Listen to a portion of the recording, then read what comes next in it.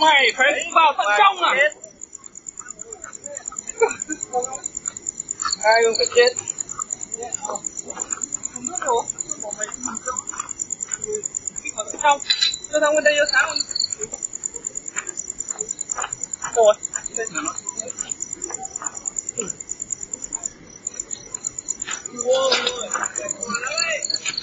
Ôi có đấy. Lại đây. Em bắt em. Ui. Thế? Ôi. Giờ đi ăn rồi. À đây nó đổ bờ. Đi à hả? Đi là phải ăn cái gì? Quật vai trong. Đã rồi, kéo vào trong. Con này nó dài đó.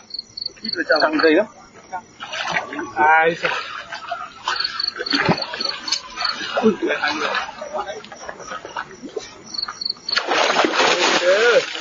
Cô Bình.